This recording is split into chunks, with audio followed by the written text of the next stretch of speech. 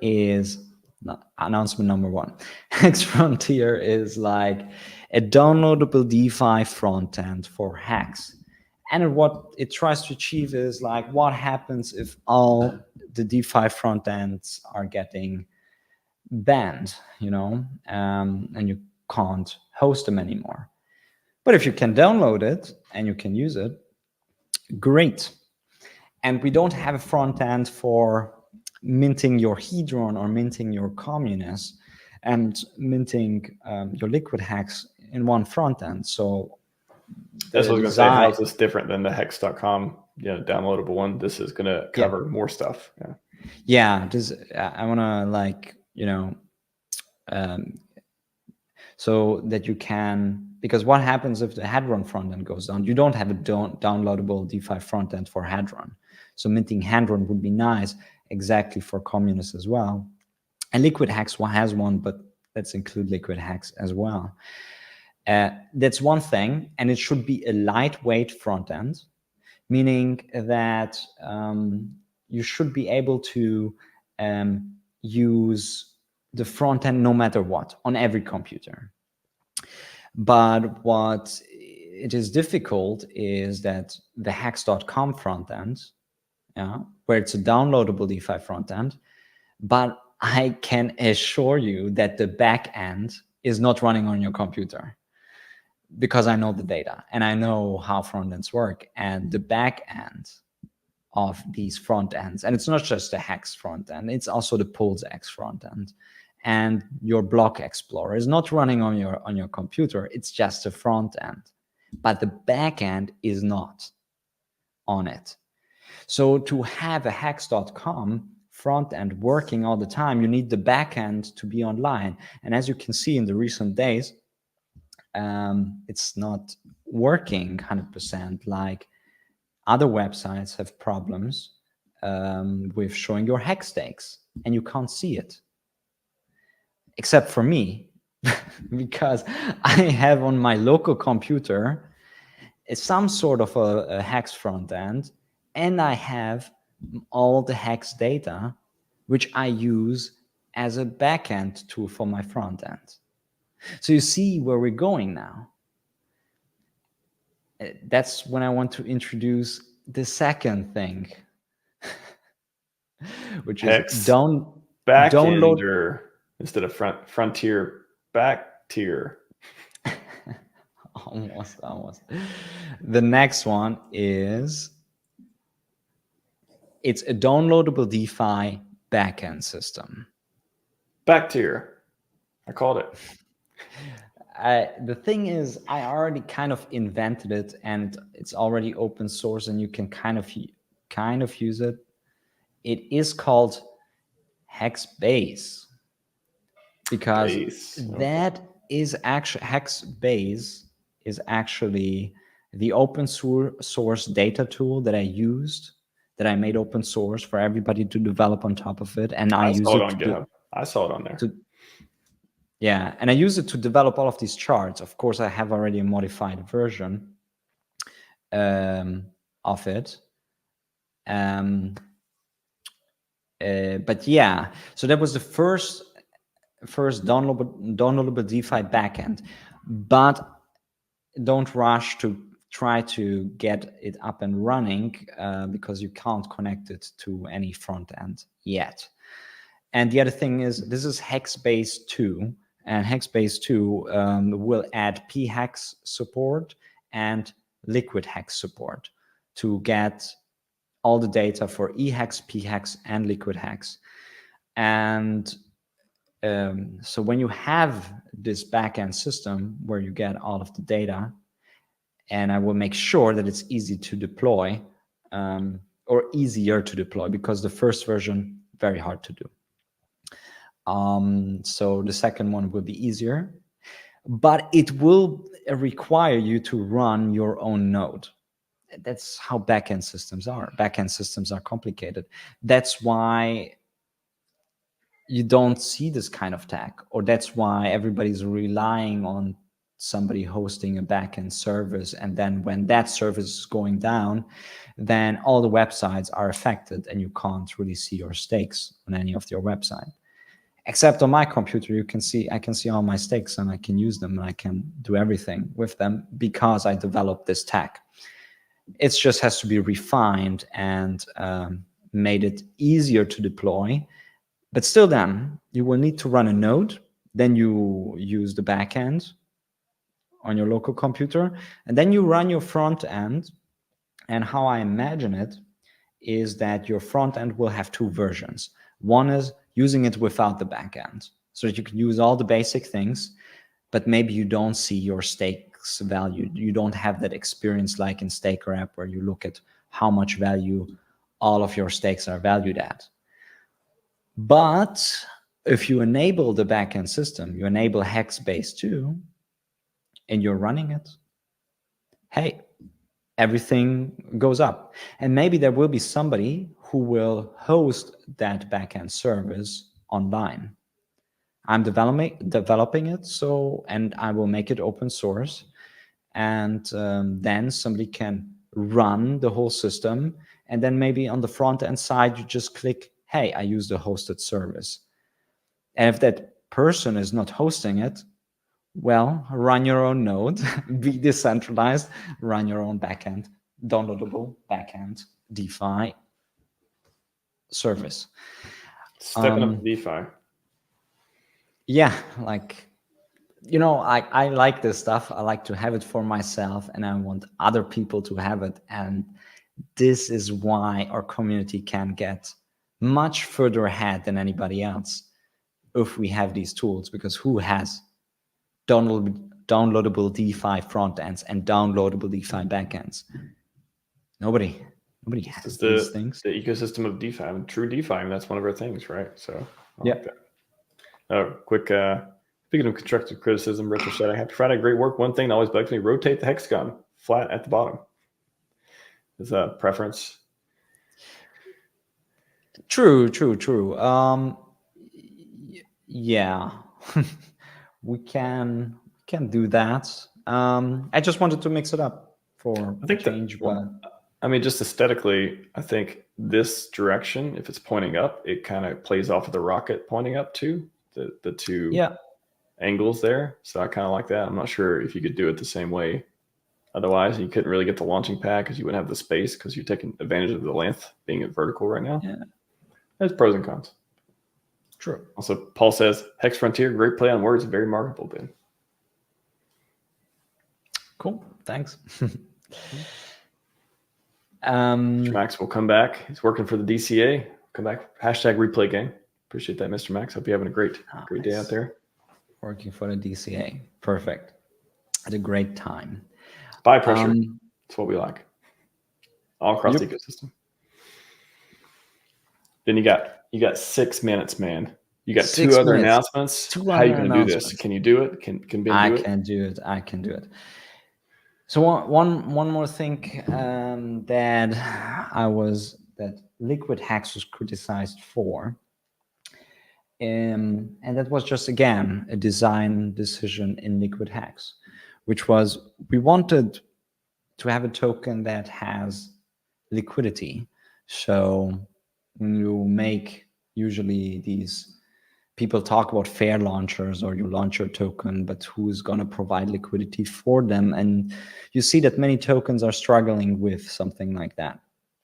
So once you have an additional address that gets allocated tokens, that address could provide liquidity. So Liquid Hex was designed so that there's one additional address getting enough liquidity to also be the market maker, the initial market maker, so that the game can be planned so that there's a price positive chart, because at the beginning you have cheap supply which can be bought up, which then serves as liquidity down the road. So this was all made in Liquid Hex to create this upward trending chart and have liquidity. But, people criticize if there's an additional address, no matter which project it is. If there's an additional address, they are afraid, right, of what if that address is rug pulling the liquidity, and then there's no liquidity anymore. So in cryptocurrency in general, this is a problem, and people on the Ethereum side kind of developed interesting protocols around this problem already. So I always found that quite interesting. And how the Ethereum people did it is that they had, they locked the NFT liquidity pool positions or the liquidity provider tokens, the LP tokens, into a smart contract where they're getting locked. I'm not sure if you heard about any of these protocols before. I've heard of locked. I've heard of burning the tokens. I've heard of a few different methods for like doing stuff like that. Sure, burning is another thing. I don't believe burning is a good thing. Why would you burn money? I don't think it's great. And but locking, on the other hand, yeah. I mean, burning in a certain system can work well, but like in PulseX, where or with Pulse, when some of the fees are burned, that's different. But when you take your money or somebody takes their own money and burns it, but it could be used now or later for different purposes, restructured, you cannot do it if you burn it anymore. So I don't believe that that's a good thing, because things just change over time. And yeah, but locking is another thing. But PulseChain does not have any protocol for locking, except for Matty's protocol, which name I just forgot. Time pays me. Time pays me. There you go. Yeah, but you can lock kind of ERC20 tokens. You cannot lock NFTs, as I've seen. And it's also not made for liquidity providers. So I am announcing another thing, which is the closest. I already have a working prototype for it. I will launch a protocol, a universal protocol with 0 fees, called Marlock. And excuse me for underneath, it is AI generated. It has some gibberish in it. I will Photoshop it out, but they always look at words. I don't know why they can't get the words correct on, like that. Ads, yeah. And I'm time efficient, and I couldn't do it. Didn't have time. But it's a concept art. Marlock stands for market locking.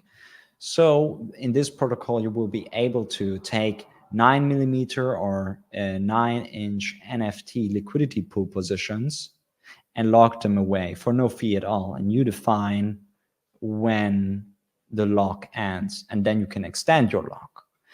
And for these NFT positions, you will be able to collect fees as well. So collecting fees will be available, but you will not be able to get the liquidity out of those pools. So the market has a time frame, and in that time frame, it can be sure that that liquidity cannot be pulled. And yeah, we cannot just copy over Ethereum protocols to PulseChain because they're not open source. So it will be a brand new protocol. It will be a smart contract which you can interact with. I make a downloadable DeFi front end for it. And then let's hope that creators of tokens would lock their liquidity to show the market that, hey, this is a serious thing. Wow. Okay. Is there something on Ethereum that's analogous to this, that people use different locking protocols? Yes, there. I just like with names. If I don't, if I want to remember them, that's okay. I'm just curious. Like, so it's not a fork of any of them. It's just it's new code, but it's just the idea of locking LP. It exists at other places, but on PulseChain not so popular yet. Exactly, and you cannot just fork it, so it's not so easy because it's not open source, and I will not just fork non-open source code. So this will be brand new code, but I take simplicity into it so that there's not many functionalities to it and no fees. Like when you lock it as a market maker, you don't have to pay some random fee for it, and then everybody can use it as a utility protocol on PulseChain. So this is like not a Hex specific project, but it's like maybe good for liquid Hex if the liquidity address would lock up its tokens, for a good time, then people could be assured. And other token communities can then do certain launches, provide liquidity in certain ranges as they want to design it, and then lock it up, and then it's not, they don't have to, and then, you can design liquidity strategies for a certain token without all the FUD. It makes me think of, wasn't there an idea? I felt like Sony was talking about this a while back around, about sacrifice projects and LP and stuff like that. And it was, what was it, like make a hex? Was the idea to make a hex stake or something? I can't remember what it was. I thought it was like make a hex stake to lock up, not LP tokens, obviously, but to lock up funds to make sure that, it's basically time locking type funds and stuff like that. But show your, help the community by putting in the hex, locking it up, and that sort of thing. But this is interesting where it's not, you don't have to make another investment in another token. Even you can just lock up actual LP tokens for a period of time. Yeah, I don't remember how exactly he phrased his idea, but yeah, this is like, imagine somebody wants to make a project, thinks out the liquidity, provides all the liquidity for it. Majority of the liquidity is provided in certain ranges. It's getting locked up. That person can still receive fees from it, so can get rewarded by people using it, and the market can be sure, verifiably on chain. That's what we like to do. Verify on chain that they are safe for that period of time to buy. So then you can play the game without fearing that there's an entity that can't handle the pressure of being the market maker. Yeah. Very cool. Interesting. And number 4, we're almost there. Number 4. So of the current ones, like, Marlock comes quite soon. I would expect September for Marlock to come out. And the other one, HEX Frontier, Hex Base 2, they are more like at the end of the year, December or the beginning of next year, they would come out. And there's another project which is like in a year, which comes out. And I'm not talking much about it yet, but it is, I'm sharing the screen. A price go up machine. Make price go up machine. We've invented it. We have the technology now. Sorry, wait. Just wanted to make it bigger. And now, yeah. Here we go. Project 369. Yeah. Very cryptic. Bit mystic. And project 369 will come for liquid hex holders.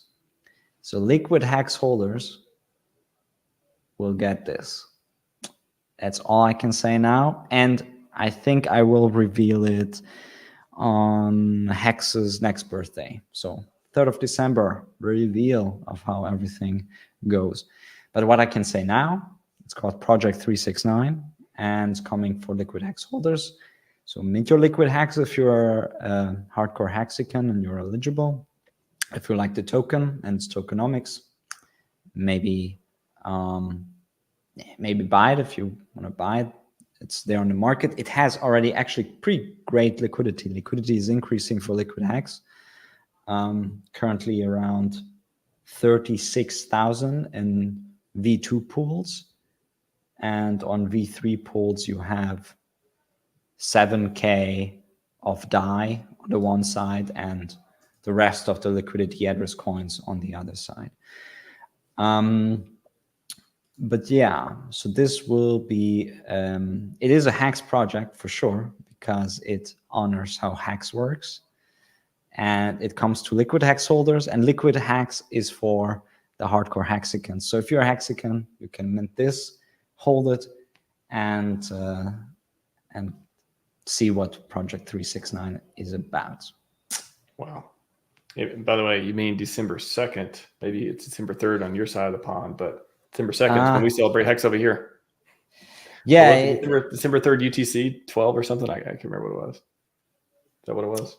Well, is like day 0, is it like December 2nd, but December 3rd is like day 1? That's true. So I guess you would say the launch is December 2nd, but I don't know. I searched Hex birthday though. I'm pretty sure. Yeah. I always remember CoinMarketCap had it December 2nd. I remember that. December 2nd. Okay. Yeah. Then I will review it December 2nd. And which will probably be December 3rd your time anyway. So it may just work out. True. Could be. Awesome, man. 4 new PulseChain product announcements. You got Hex Frontier. What was the base? Hex Base. Hex Base, yeah. Marlock and Project 369. Exactly. And I have Telegram groups for all of these projects, so go join them. Max, I think you have the links. Yep. I'm going to share the links again here. You can join them. You can discuss with me. Hey, it would be great to have this feature for the Hex Frontier front end, or can we do this? Like we can like brainstorm on certain things, and bring your ideas. We can discuss stuff.